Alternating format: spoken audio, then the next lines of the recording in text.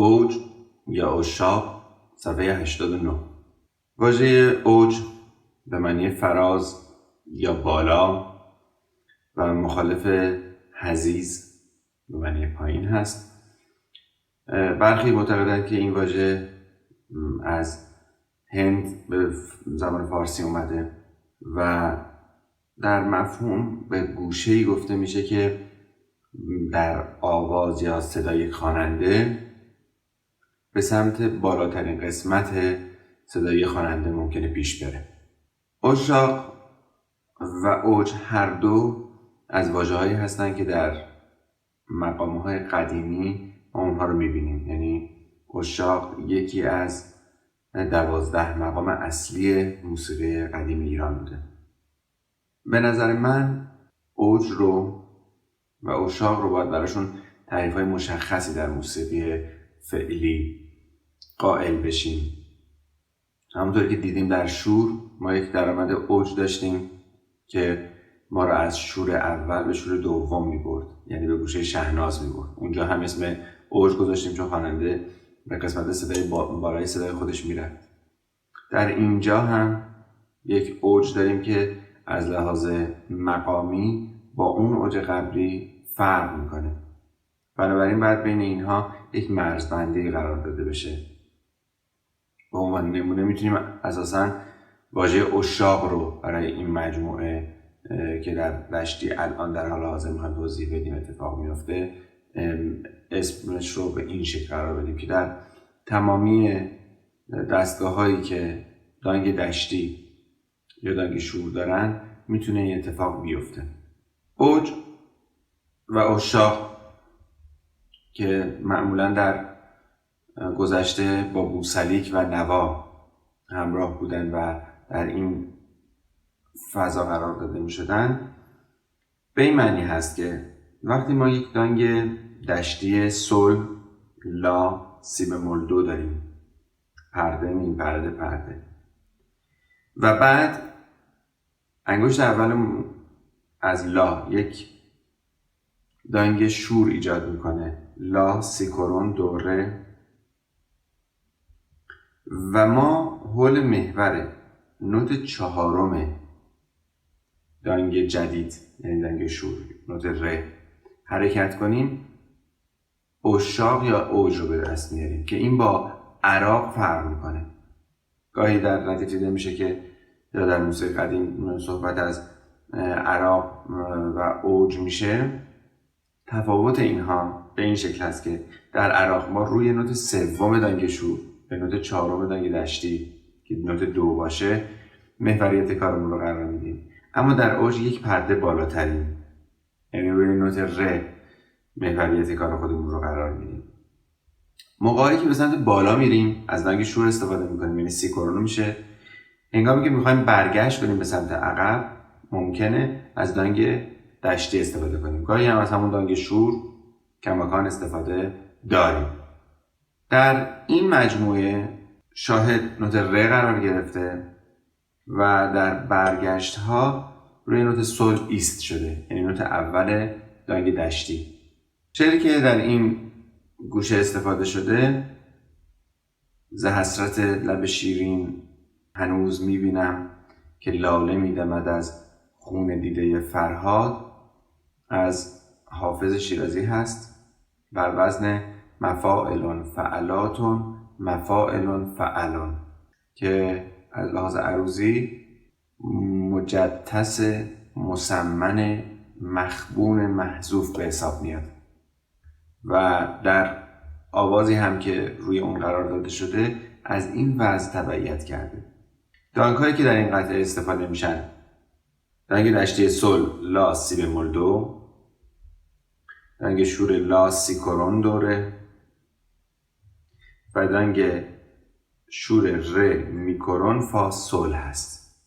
مایه نما سی کرون و می کرون در نظر گرفته شده.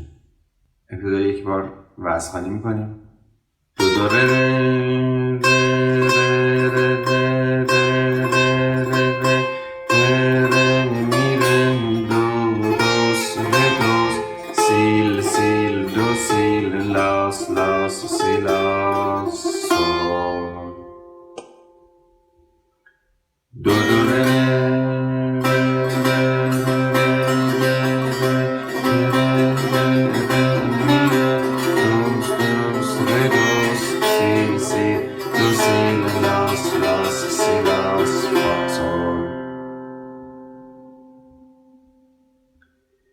دو دو ره ره ره ره دو ره دو ره دو سی لا سی دو ره ره دو ره دو ره دو سی لا سی دو ره ره دو ره دو ره دو سی لا سی دو ره ره دو ره دو ره فا می ره دو سی لا سی دو می ره دو سی لا لا سی ره دو سی لا سول دو دو ره ره ره ره ره دو دو ره ره ره دو رد دوم رد دو سیل دو دو ره ره ره ره ره دو می ره دو سیل میره میره دو سی دو ره دو ره دو سی لا سی دو سی دو سی لا سو لا ره دو دو سی سی دو سی سی لا لا سی لا لا سو سو لا سو لا لا.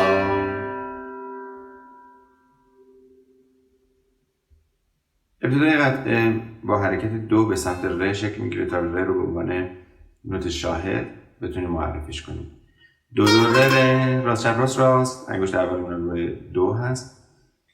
بعد از اون یک ضربی به وجود میاد.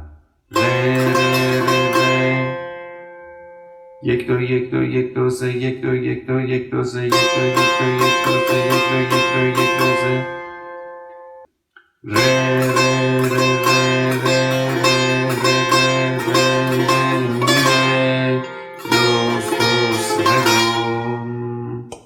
همین حالت در یک بله میاد عقب. سیل سیل دو سیل دوم اومد روی سی، هم دوم میاد روی لا لاس لاس سی لاس سول. به دوراب ها و نقش اونها توجه داشته باشیم.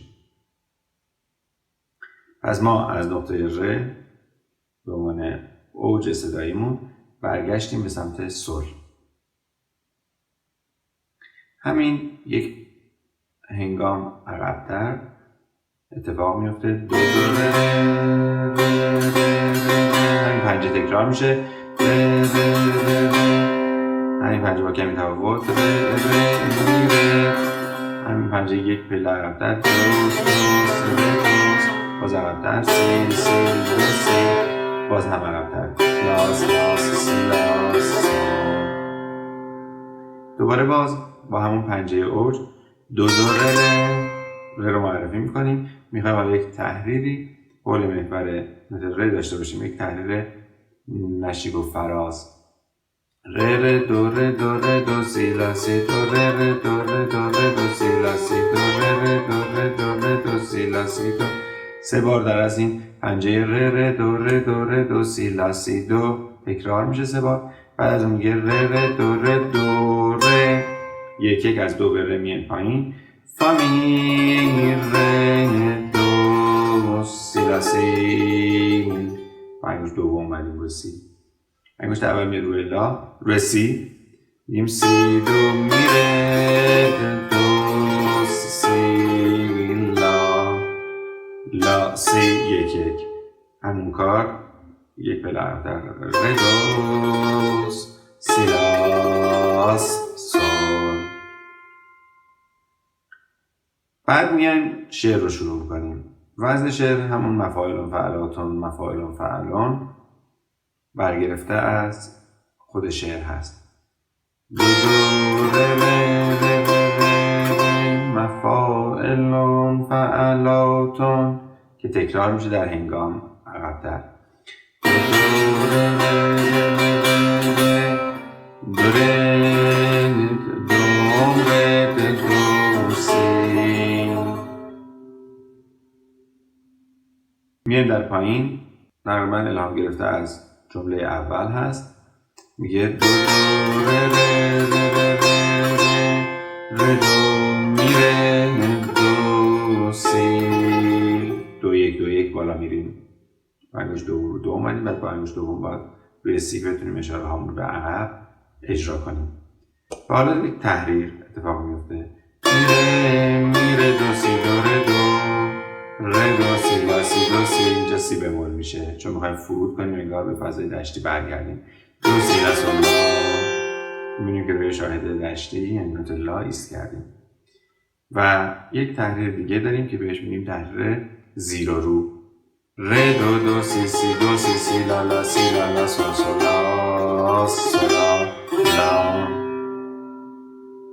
در اجرای تحریر زیر و رو به آواز استاد تاج اصفهانی و همچنین استاد طاهرزاده باید توجه کرد که این تحریرها رو خیلی خوب اجرا می‌کردن.